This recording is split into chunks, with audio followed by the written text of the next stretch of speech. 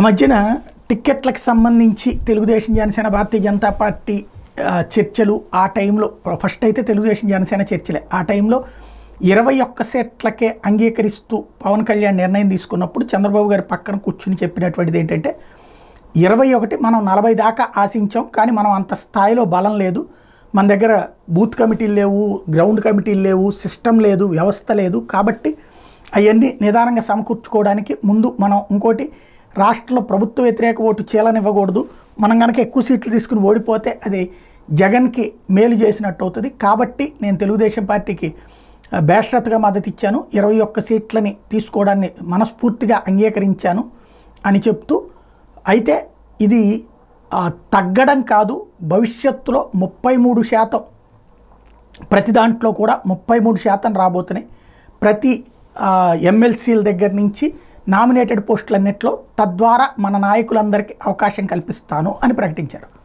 ఇది నాడు నేను చెప్పిన అబద్ధమైతే ఎవరికాళ్ళు గుర్తు తెచ్చుకోవచ్చు. ఇప్పుడు తాజాగా వచ్చేటప్పటికి మొన్న ఆంధ్రజ్యోతి రాసుకొచ్చింది, నామినేటెడ్ పోస్టుల్లో తెలుగుదేశం వాళ్ళు గెలిచిన చోట్ల 50% టీడీపీ వాళ్ళకి, 30% దాకా జనసేన వాళ్ళకి, 10% ఏమో ఇది 60% తెలుగుదేశానికి ఇస్తే 30% ఇదే 25% జనసేనకి, 15% బీజేపీకి, ఇట్లాగేయో లెక్కలు చెప్పారు. దాదాపుగా 15-5 కొంచెం అటు ఇటుగా ఉన్నా, అయితే కొంచెం బెటర్గానే అనిపించింది.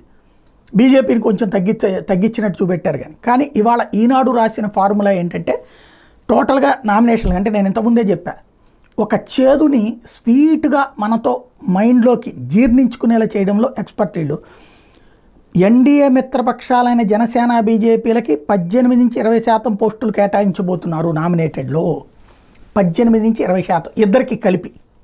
అంటే అప్పుడు తెలుగుదేశం పార్టీ, అప్పుడు జనసేన మళ్ళీ త్యాగం చేయాలన్నమాట. ఇందులో జనసేనకి అదే బీజేపీకి ఒక 5% అట్లాగే.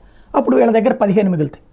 కానీ అప్పుడు చంద్రబాబు గారు హామీ ఇచ్చారని పవన్ కళ్యాణ్ గారు చెప్పినప్పుడు 33% తీసుకుంటామని చంద్రబాబు గారు ఏం మాట్లాడాలి ఆ రోజున, అప్పుడే మాట్లాడుకున్నాం. ఇప్పుడు ఈనాడు రాసిన వార్త, ఆంధ్రజ్యోతి రాసిన వార్త కంప్లీట్ భిన్నంగా ఉంది. అదే సందర్భంలో ఇప్పుడు నిజంగా 33% లేనట్టేనా, ఇంకోటి ఇద్దరికి కలిపి 18-20% అనినా, అదే ఫార్ములాకి పవన్ కళ్యాణ్ కూడా ఒప్పుకున్నారా చూడాల్సి ఉంది.